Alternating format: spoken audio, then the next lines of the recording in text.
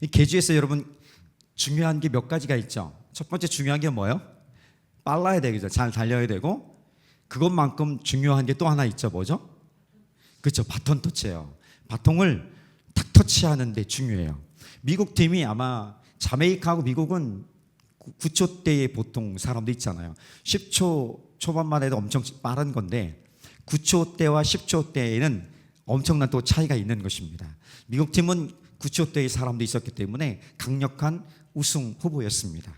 그런데 예선 마지막 시간에 이 바톤을 건네줘야 되는데 이 건네주는 인계하는 구간이 있습니다. 이 테이크 오버 존이라고 합니다. 근데 이것을 지나가게 되면 넘어가게 되면 실격이 되는 거예요. 미국이 근데 바톤 터치를 못해서 넘어버린 거예요. 이 테이크 오버 존을 인계하는 그 범위를 벗어난 겁니다. 그래서 실격하고 예선 탈락했습니다. 그러니까 세계 최고의 빠른 사람들이 있었지만 가장 빠르고 가장 빠른 사람들이 1등할 것이 분명했지만 항상 그렇게 승리하는 것은 아니라는 것을 좀 보여줬습니다. 반면에 2016년 두 번 지난 다음에 브라질의 리우에서 있었던 올림픽에서는 기적이 일어났습니다. 똑같이 400m 남자 계주가 있었는데 아시아에서 일본 팀이 은메달을 땄습니다. 일본 팀의 4명의 계주에 다 해봐도 9초대의 사람 한 명도 없었습니다. 대부분 10초대였고 초반이었죠. 미국과 자메이카는 9초대의 사람들이 있는 거죠. 누가 이기겠습니까? 객관적인 실력으로 보나? 우리가 상식적으로 보나? 누가 이기겠습니까? 미국이나 자메이카가 우승하게 될 수밖에 없는 것이죠. 맞습니다. 실제로 자메이카 우승을 했습니다. 그런데 일본 팀은 이렇게 결승에 올라가는 것만으로도 놀라운 이적이죠. 잘 해낸 것입니다. 실제 실력에 비해서. 그럼에도 불구하고 그들이 잘했던 게 뭐냐면 이거 언더핸드인가? 바톤 터치하는 것을 엄청 연습했대요. 엄청 연습해서 37초 60이라는 그런 기록으로 은메달을 땄습니다. 그러니까 일본 팀이 객관적인 실력으로나 사람들이 진단하는 예측하는 것, 그것을 봤을 때는 메달권 밖에 있는 팀이죠. 그럼에도 불구하고 결점이 있고 부족하고 실력이 연약해도 부족해도 승리할 수 있는 길이 있다는 것을 보여줍니다. 마찬가지예요. 우리가 잘할 수 있을 거라고 생각했었는데 항상 잘하는 것만은 또 아니었습니다. 내가 항상 부족해서 결점이 있어서 잘 못할 것이라 생각했는데 어떤 경우는 이 결점 때문에 오히려 겸손하게 성실하게 준비했더니 승리하게 되는, 잘하게 되는 그런 결과를 얻는 경우도 있다는 것입니다. 그러니까 우리 삶에서 잘할 때도 있지만 못할 때도 있고 못할 때도 있지만 잘할 때도 있습니다.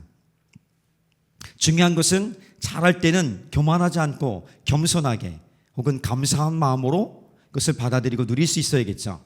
못할 때는 절망하거나 포기할 것이 아니라 오히려 부족함을 인정하고 그것을 보완할 수 있는, 하다못해 이 바톤 터치 연습을 엄청 하던지 해서 우리에게 부족한 것을 보완할 수 있는 우리의 강점들을 만들어가는 것, 그러면서 준비하는 것, 꾸준하게 준비하고 포기하지 않는 것, 이런 자세가 필요합니다. 그때 하나님께서 우리를 사용하시는 날이 오겠죠. 하나님께서 사람들을 사용하실 때에 세계 최고의 아니면 탁월한 기록을 가진 사람들만 골라서 사용하느냐? 그렇지 않습니다. 그런 사람들을 사용합니다. 그러나 좀 기록은 부족하고 실력은 좀 딸리고 사람들이 보기에도 결점은 좀 있을지라도 하나님 그네들도 선택하십니다. 그네들 선택하고 부르셔서 딱 맞는 곳에 보내시고 딱 맞게 사용하시는 놀라운 것을 보게 됩니다. 우리의 생각에는 저 사람은 쓰임받지 못할 것 같은데 어떻게 저 사람이 쓰임받지? 어떻게 저 사람이 계속해서 그렇게 쓰임받을 수 있지? 나보다 못한 것 같은데? 부족한 것 같은데? 어쩜 저렇게 쓰임받을 수 있지? 나는 뭐지? 나는 그보다 더 많은 것을 가졌고 준비했고 많은 것을 할 수 있다고 생각하는데 나는 왜 여기에 머물러 있지? 하는 생각을 할 때 있습니다. 그래서 이사야 보면 이사야 선지자 고백합니다. 하나님의 생각과 우리의 생각은 너무 다르다는 것입니다. 하나님 원하시는 길과 우리가 원하는 길은 너무 다르다는 것입니다. 그래서 하나님의 생각과 우리 생각이 얼마나 차이가 있냐면 하늘과 땅 차이가 있다는 것이에요. 땅에서의 생각이 하늘의 생각을 어떻게 따라갈 수 있겠습니까? 우리의 가장 현명하고 탁월한 생각이 하나님의 가장 낮은 생각에도 이르지 못하는 그 정도 수준이 우리의 생각이고 우리의 경험이고 우리의 노력이고 우리의 길이라는 것입니다. 그럼에도 불구하고 우리가 하나님보다 혹은 하나님처럼 여기고 생각하고 살아가는 모습이 있다는 것입니다. 그래서 내가 가지고 있는 것이 많으면, 준비한 것이 이만큼이면, 충분히 경쟁력 있고 해본 경험이 있고 잘할 수 있는 것이면 언제나 잘할 수 있고 나는 항상 잘하는 사람이라고 착각할 수 있다는 것입니다. 반면에 부족한 것이 있고 실패가 있고 연약한 것이 있고 해도 안 되고 계속 반복적인 넘어짐이 있는 사람들 경우, 나는 원래 그런 사람이야, 나는 이 모양 이 꼴로 그냥 원래 그대로 살아가는 사람이야, 이렇게 포기하고 좌절하면서 그 불편한 어둠의 곳에서 점점 익숙해지고 그곳에 살아가는 것도 역시 대단한 착각일 수 있다는 것입니다. 하나님이 쓰시는 사람, 우리의 지난주 사사 첫 번째 온니엘을 봤지만 온니엘처럼 전심으로 하나님을 찾고 하나님 말씀에 온전히 순종하는 사람도 사람을 하나님이 선택하시고 불러서 사용하십니다. 그런데 오늘 에훗은 사사 온니엘과 다른 색깔의 다른 스타일의 사람이었습니다. 온니엘과 비하면 결점이 너무 두드러진 거예요. 결점이 많은, 부족한 것이 많아서 사람들이 보기에 저 사람이 과연 하나님이 쓰시는 사사인가, 우리를 인도할 만한 리더인가 하는 의문과 그리고 회의를 가지고 따라가지 않을 수 있는 그런 사람이 바로 오늘 우리가 읽었던 에훗이라는 사람입니다. 그럼에도 불구하고 그 부족함과 결점이 있지만 중요한 것은 온니엘도 하나님이 선택했던 거고 결점이 있었던, 연약함이 있었던 에훗도 하나님이 선택했다는 것입니다. 그러니까 우리가 뭔가를 준비해서 뭔가 가지고 있어서 우리 열심 건신이 있어서 하나님께 쓰임 받는 것은 이 다음의 문제고, 그 첫 번째는 하나님이 선택하셨다는 것입니다. 잘났던 못났던, 대단하던 대단하지 않던, 유명하던 유명하지 않던, 건강하던 건강하지 않던, 많은 것을 경험했던 그렇지 않던 상관없이 하나님이 선택했다는 것이 가장 중요한 것입니다. 하나님이 선택했다면 하나님이 각 사람이 보내시는 곳에 그 상황에 딱 맞게 하나님은 훈련하십니다. 때론 훈련의 과정이 잘 될 때도 있지만 그 시험에, 믿음의 테스트에 실패할 때도 있습니다. 여러 가지 경험도 하고 넘어지고 그리고 다시 일어나서 해보고, 이런 일련의 과정을 통해서 하나님이 그 선택하신 사람을 그 상황에 맞게끔 오늘 우리가 서 있는 우리 삶의 자리에, 일터든 가정이든 내가 사역하는 교회든 어떤 공간이든 간에 그 자리에서 하나님이 나를 딱 맞게 사용하신다는 사실입니다. 중요한 것은 하나님이 선택했다는 것이고 하나님이 훈련하시고 딱 맞게 우리를 만들어 가시고 사용하신다는 사실입니다. 우리는 그것을 기억하고 잊지 않고 돌아가고, 잊었을 때 다시 회개하고 부르치며 돌아가고 하나님을 찾고 하나님의 그 말씀에 순종하는 그 자리에서 그 훈련에 참여하며 온전히 쓰임받을 그 자리에 있을 때에 우리 삶도 그렇게 행복할 수 있는 것이고 기쁨으로 끝까지 하나님 앞에 쓰임받을 수 있는 길이 열려지게 되는 줄 믿습니다. 그래서 오늘 말씀의 제목은 하나님께서 쓰시는 사람은 딱 맞게 쓰신다는 것입니다. 딱 맞는 상황에, 우리의 상황이죠. 사실은 내가 서 있는 것이 내 상황이죠. 오늘 우리가 형편이죠. 우리가 자라왔던, 교육받았던, 우리가 선택하지 않았던 모든 것까지도 하나님이 계획하시고 우리가 원하지 않은 모든 것까지도 하나님이 인도하신다는 사실, 심지어는 우리가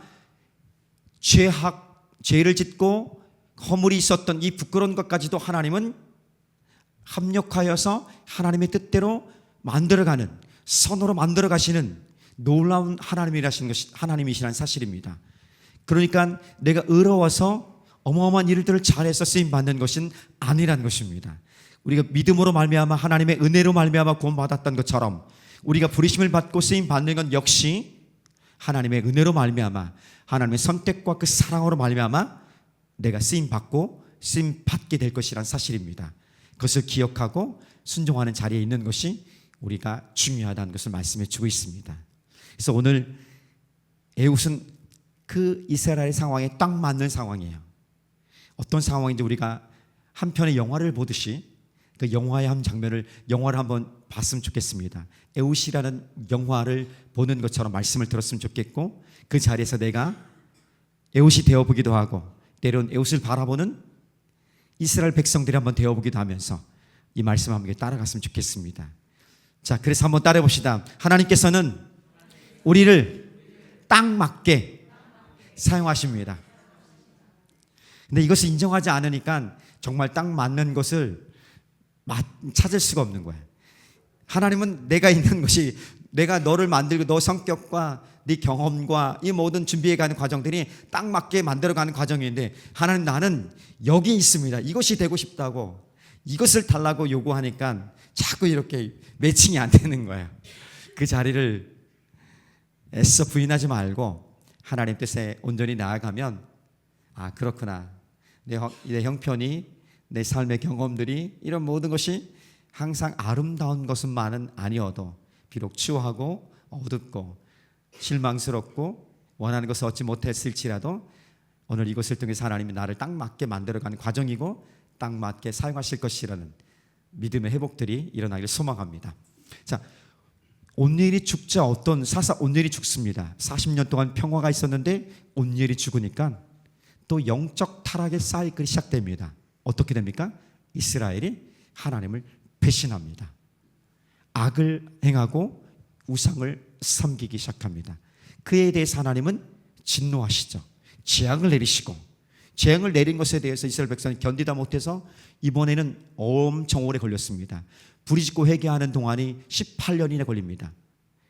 18년 동안 고생하다가 부르짖으며 회개하고 돌아옵니다. 그때 하나님이 사사 에웃을 보내는 장면이 시작됩니다. 자, 우리가 읽었지만 12절부터 14절까지 말씀을 한번 다시 제가 읽어보도록 하겠습니다. 같이 읽어볼까요? 시작. 이스라엘 자손이 또 여호와의 목전에 악을 행하니라. 이 시점이 언제냐면 온일이 죽은 다음에요.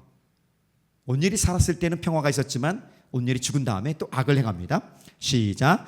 이스라엘 자손이 여호와의 목전에 악을 행함으로 여호와께서 모압 왕 에글론을 강성하게 하사 그들을 대적하게 하시매 에글론이 암몬과 아말렉 자손을 모아가지고 와서 이스라엘을 쳐서 종려나무 성읍을 점령한지라. 이에 이스라엘 자손이 모압 왕 에글론을 몇 년 동안?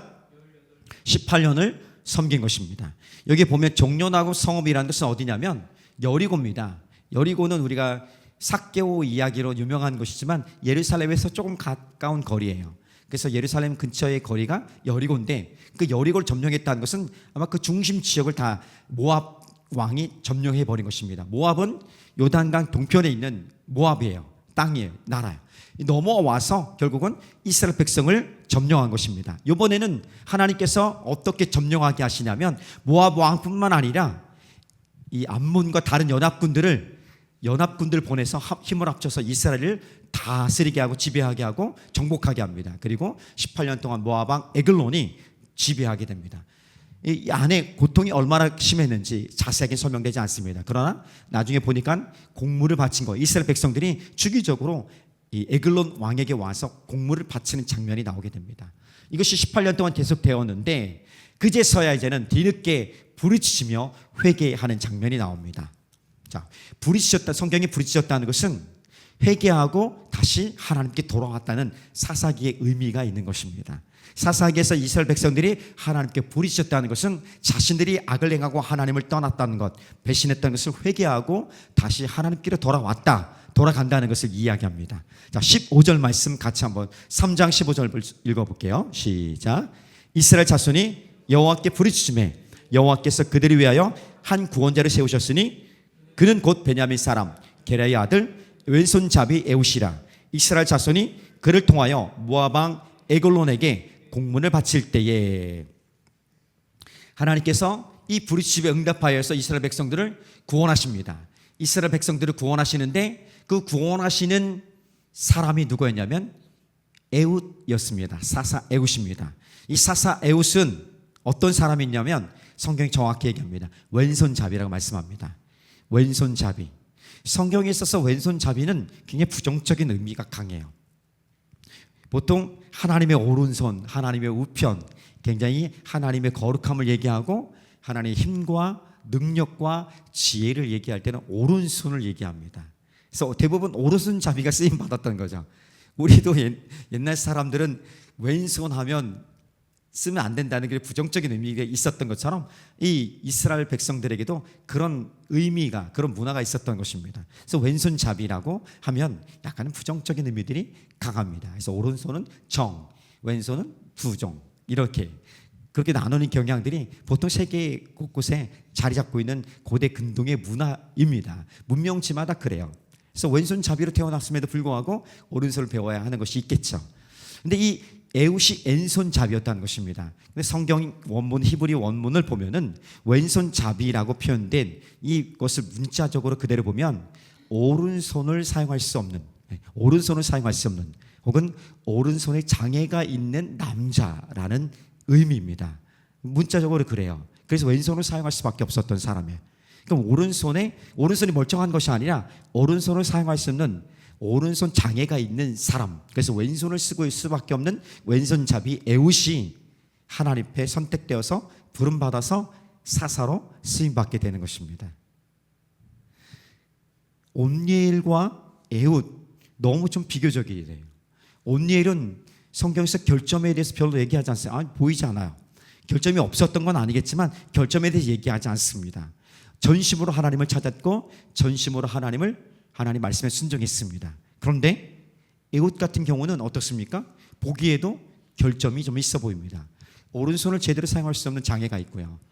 또 왼손 자체가 왼손잡이로 칼싸움 하지 않습니다. 지금은 왼손을 쓰는 사람들이 스포츠나 다양한 어떤 데서 유용하게 쓰임 받을 수 있지만 당시에는 왼손잡이가 없는 것이고 보통 오른손을 싸우는 거야.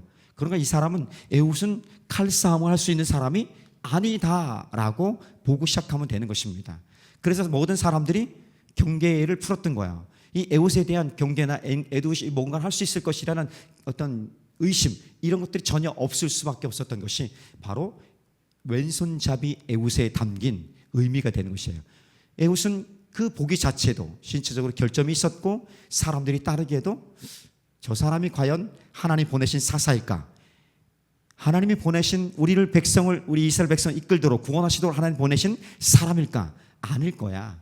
적어도 온니엘처럼 대하지 않겠어 하는 그 기대감에 비춰볼 때 에훗은 한참 모자랐고 어긋난 것이고 그 기준과 다른 것입니다. 우리가 서론에 살펴봤듯이 그러나 하나님의 생각과 우리의 생각은, 하나님이 보는 것과 우리가 보는 것, 하나님 인도하신 길과 우리 길은 너무나도 다르다는 것입니다. 그래서 이것을 에훗을 통해서 하나님이 정확하게 보여주신 것이고요. 우리가 가진 것을 통해서 하나님, 내가 너희를 구원하려 결정했기 때문에 내가 보내고 딱 맞는 사람, 딱 맞는 상황, 이것들에 적절한 사람을 보내어 쓰신다는 것을 하나님께서 우리에게 말씀해 주고 있는 것입니다. 자, 이제 에훗이 마치 영화처럼 쓰임 받는 장면, 이스라엘 백성들이 이끌기 전에, 본격적으로 이끌기 전에 그가 이끌 수 있는 리더십이라는 것을, 하나님 보내신 사사라는 것을 증명해 보이는 사건이 이루어지게 됩니다. 기가 막힌 일이 일어나는 것이죠.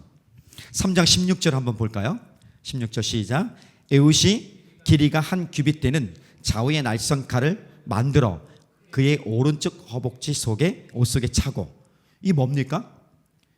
보통 오른손만 쓸 수 있는 사람들이죠. 오른손으로 칼싸움 하는 걸 보시면요, 오른손으로 싸움하니까 오른손 사람이 칼을 이렇게 빼는 거 아니죠. 왼쪽에서 빼는 거, 왼쪽에서 이렇게.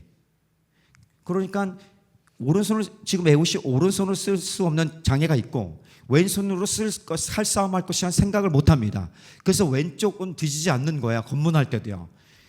이 곡물을 데리고 오는데 무기를 갖고 오면 안 되잖아요. 무기 검사하잖아요. 그럼 만져보는데 에훗은 여기에 왼쪽 허벅지 위에 45cm 정도, 그러니까 한 규빗은 이 팔꿈치니까 보통 이 정도 되는 거예요. 이 정도 되는 것을 왼쪽 허벅지 옷 속에 숨겨갖고 들어온 거예요. 그런데 그 무사히 통과된 거예요. 검문이 그렇게 허술했던 거 아니지 않습니까? 왕 앞에 가는데 누가 검문을 그렇게 허술하게 합니까? 그런데 오른손이 장애가 있고 왼손으로 싸울 것 같지 않고 전혀 위협적인 인물이 아니었던 것입니다. 그래서 무사 통과할 수 있었던 것이죠.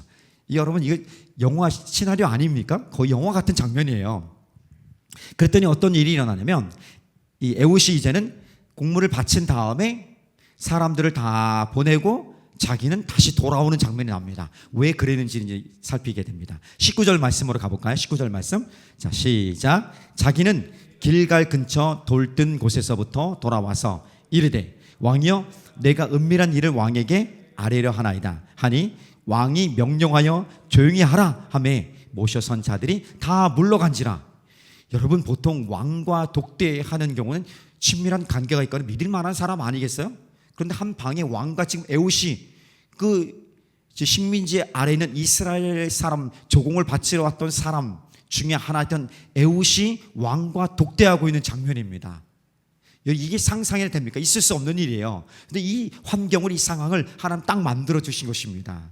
에훗이 전혀 위협적인 인물이 아니었다고 판단했고, 그리고 위협적인 인물이 아닐 뿐 아니라 하나님께서 자기에게 주신 이 메시지, 은밀한 일을, 비밀을 에글론 모압 왕에게 알려주기 위해서 온 것이요. 사람들이 있어도 되는 건데, 그런데 그럼에도 불구하고 모든 부관들을, 모든 신하를 다 물려버립니다. 그리고 방 안에는 이 에훗과 모압 왕 에글론만이 남은 것입니다. 에글론은 성경 오늘 읽던 말씀 보면 굉장히 비대한 거예요. 아마도 제가 보기에는 곡물을 그렇게 많이 빼앗고 기름진 것들을 다 빼앗아서 먹었기 때문에 너무 돼지처럼 살이 쪄서 비대해진 모양입니다. 그 실제로 어떤 일이 나면 칼로 찔렀을 때에 기름이 엉켜있는, 마치 똥을 싸는 것처럼 엉켜있는 그 모습을 성경은 정확히 묘사하고 있습니다. 자, 이제 이 상황에서 어떤 일이 일어나는지 봅시다. 3장 20절과 22절 말씀입니다. 자, 시작. 에훗이 그에게 들어가니 왕은 서늘한 다락방에 홀로 앉아 있는 중이라. 에훗이 이르되 내가 하나님의 명령을 받들어 왕에게 아랠 일이 있나이다 하매 왕이 그의 좌석에서 일어나니 에훗이 왼손을 뻗쳐 그의 오른손 허벅지 위에서 칼을 빼어 왕의 몸을 찌르매 칼자루도 나를 따라 들어가서 그 끝이 등 뒤까지 나갔고 그가 칼을 그의 몸에서 빼내지 아니하였으므로 기름이 칼날에 엉겼더라. 이렇게 말씀합니다. 이 장면 그대로의 부연 설명하지 않아 충분히 상상, 이미지가, 장면이 예측될 것입니다. 그렇게 끝난 것이에요. 그렇게 에훗이 에글론 왕을 처리해 버린 것입니다. 우리말 성경은 기름이 엉켰다 이렇게 말하지만 다른 성경들이 이렇게 리얼하게 정말 있는 그대로 표현한 것은 아주 그냥 배변을 그렇게 쌀 정도로 토해 버린 거예요. 그런 상황을 아주 끔찍하게 표현한 것입니다. 자, 이제 이런 상태가 죽이고서 칼을 놓고서 뒷문으로 나갑니다. 뒷문으로 나가서 문을 잠궈버려요. 문을 잠그고 마치 문을 잠궈서 사람들이 왕이 나오지 않는 걸 보고 왜 나오지 않는지 가보니까 문이 잠겨져 있는 걸 보고 아, 왕이 지금 개인적인 용무를 보고 있구나, 배변을 보고 있구나, 그런 생각을 갖게 합니다. 그 틈을 타서 에훗은 도망갑니다. 이게 전반이에요. 클라이막스는 그 다음에 있는 거죠. 놀라운 일이죠. 그 다음에 이제는 에훗이 어디로 갔냐면 사람들이 있는 곳을 향해 갑니다. 사람들이 있는 곳에 가서 여러분, 하나님께 내게 말씀하셨습니다.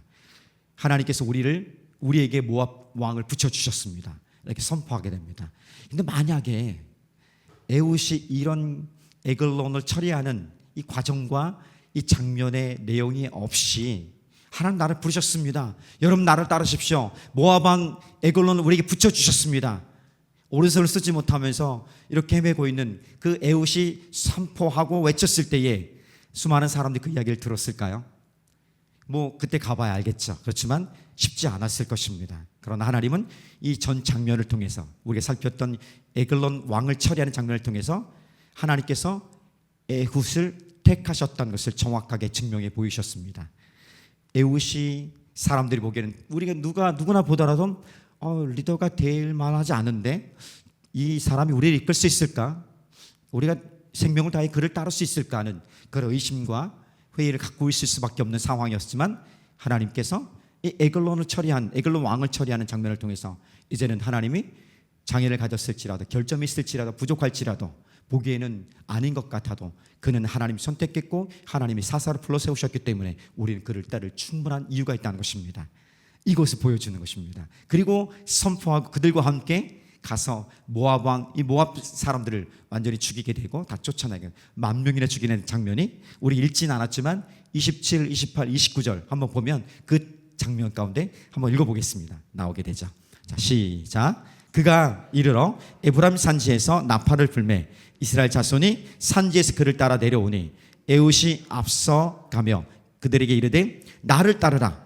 여호와께서 너희의 원수들이 모압을 너희의 손에 넘겨주셨느니라 하매 무리가 에훗을 따라 내려가 모압 맞은편 요단강 나루를 장악하여 한 사람도 건너지 못하게 하였고 그때에 모압 사람 약 10,000명을 죽였으니 모두 장사요 모두 용사라 한 사람도 도망하지 못하였더라.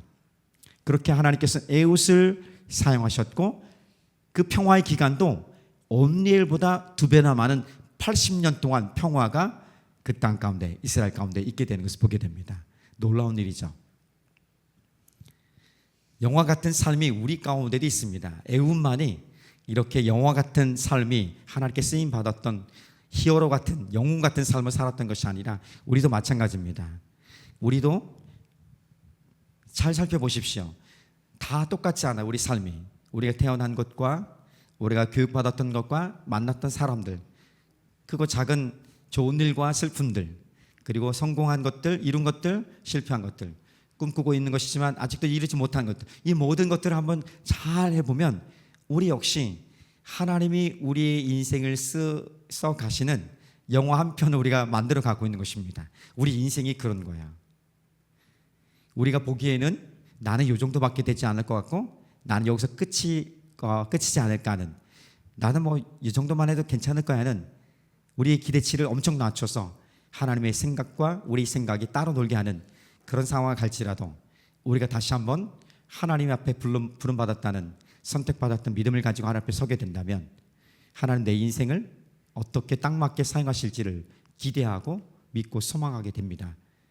그러니까 하나님께서 나의 삶, 나의 형편, 내가 갖고 있는 실력들, 그리고 인맥들, 재정들, 이 모든 것들이 내가 원하는 것과 전혀 거리가 멀 수도 있습니다.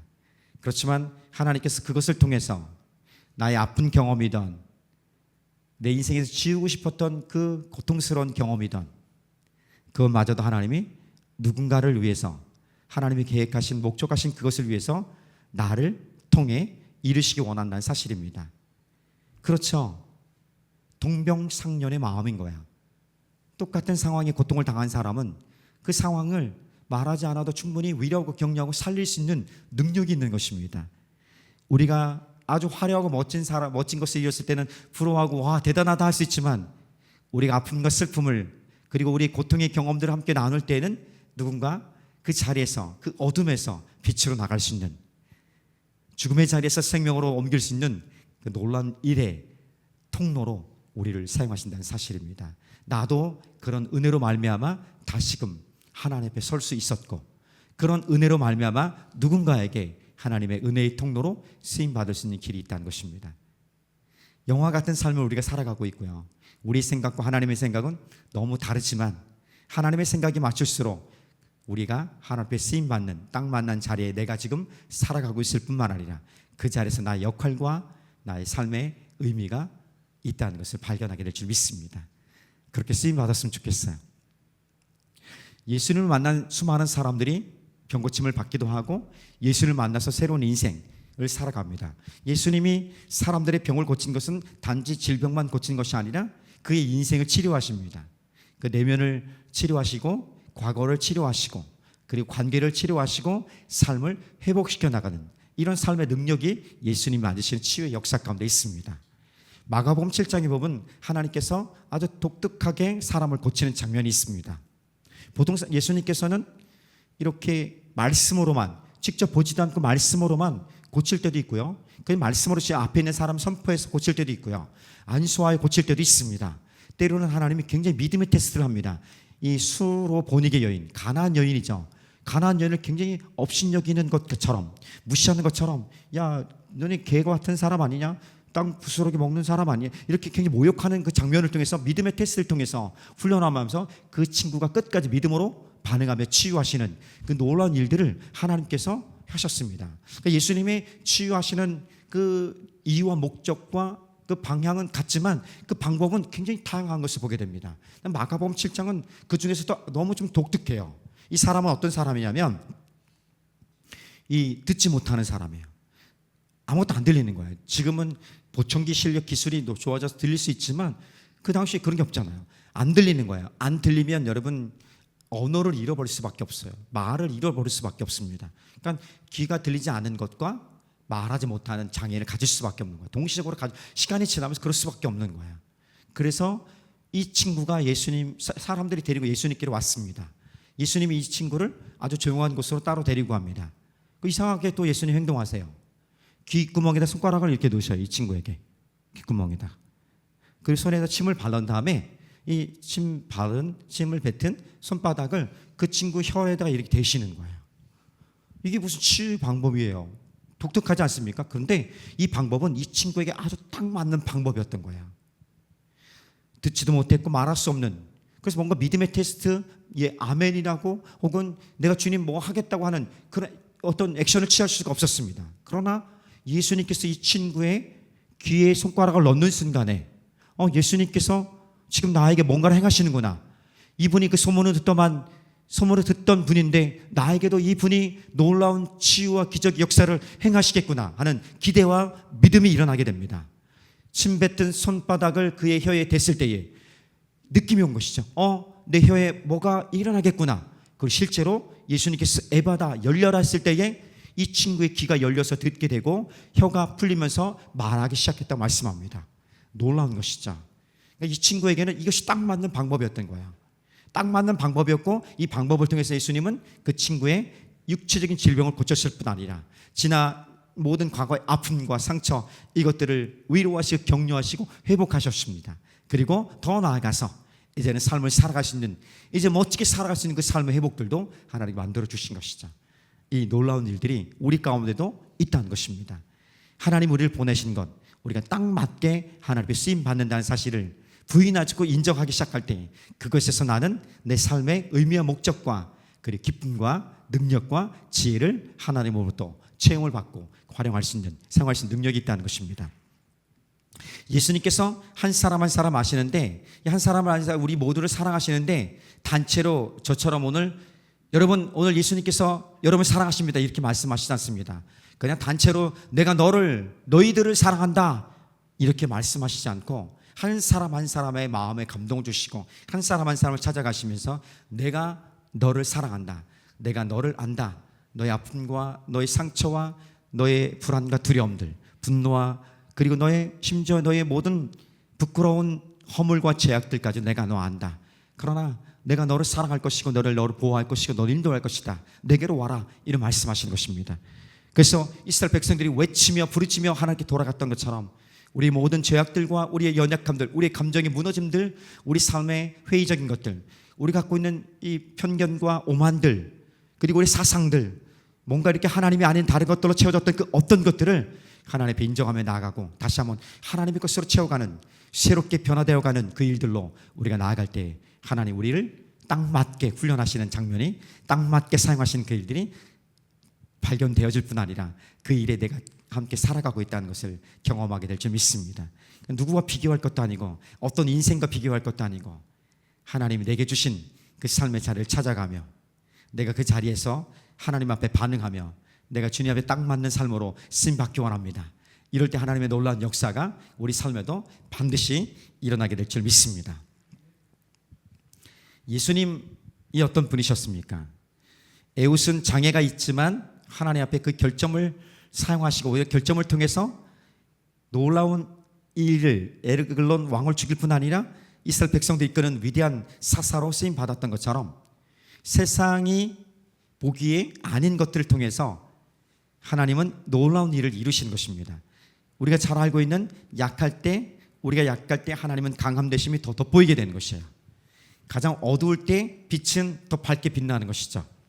그러니까 우리가 세상에서 실패했다고 생각하는 것, 세상의 실패로 보는 것, 그것들을 가지고 하나님은 승리를 나타내게 됩니다. 예수님께서는 왕으로 이 땅에 오셨지만 가장 낮은 말구에서 태어나셨고 그리고 섬기며 심지어는 자기 생명 십자가에 내어 죽기까지 우리를 끝까지 섬기셨던 것입니다. 세상은 십자가의 죽음이 실패, 가장 부끄러운, 가장 처절한 실패라고 얘기합니다. 그러나 하나님은 이 처절한 실패로 바라보는 이 세상의 것들을 부끄럽게 하기 위해서 가장 위대한 승리로 우리를 구원하는 능력으로, 지혜로 예수 그리스도의 십자가의 능력을 사용하셨던 것입니다. 그 십자가의 죽음으로 말미암아 우리 역시 하나님의 사람으로 예수의 제자로 오늘 살아가고 있는 것입니다. 그래서 고린도전서 1장 27절 28절 보면 하나님께서 세상에 미련한 것들을 택하여 사용하십니다. 왜? 아주 똑똑하고 잘났다고 지혜롭다고 자랑하는 사람들 부끄럽게 하기 위해서 아주 미련한 자를 택하여서 하나님의 위대하심을 나타냅니다. 하나님의 세상이 약한 것들을 택하여 사용하십니다. 왜? 강하다고, 스스로 잘 살 수 있다고, 떳떳하다고, 나는 하나님 없이도 살 수 있다고 말하는 그 강한 자들을 부끄럽게 하기 위해서 약한 자들을 택하여 쓰십니다. 하나님께서는 천하고 멸시받는 사람을 선택하여 그들을 사용하십니다. 왜냐하면 있다고 자랑하며 스스로 만족하고 있는 그 사람들을 부끄럽게 하기 위해서 하나님은 그런 자들을 사용하시는 것입니다. 그래서 결국은 하나님 앞에서 이 세상은 자랑할 것이 아무것도 없다고 말씀하고 있는 것입니다. 내가 자랑할 것은 없으니까 겸손히 주님 앞에 내려 맡기는 것. 오히려 우리의 연약함이, 우리의 부족함이, 우리의 결점이, 우리의 죄와 허물들이 하나님을 인정하고 하나님께 돌아갈 수 있는, 하나님만 바라보고 하나님 믿고 의지할 수 있는 길이라면 그것이 최고의 복이 아니겠습니까? 그렇지 않고 뭔가 있다고, 뭔가 가지고 있다고, 뭔가 성공했고 이루었다고 해서 하나님 없이 하나님 배신하며 악을 행하는 삶으로 끝나는 인생보다는, 아니 그런 인생이 되지 말아야겠죠. 부족하지만 결점이 있지만 그럼에도 불구하고 하나님께서 우리 인생을 통해서 사용하시고 우리 하나님의 사랑 안에 거하는 풍성한 삶을 살 수 있다면 그것이 최고의 행복이고 최고의 삶인 것입니다. 주님이 이 땅에 오신 이유가 바로 그런 것을 우리 가운데 선물하고 보여주시기 오신 것입니다. 하나님의 사랑 우리 함께 찬양하면서 같이 고백했으면 좋겠습니다.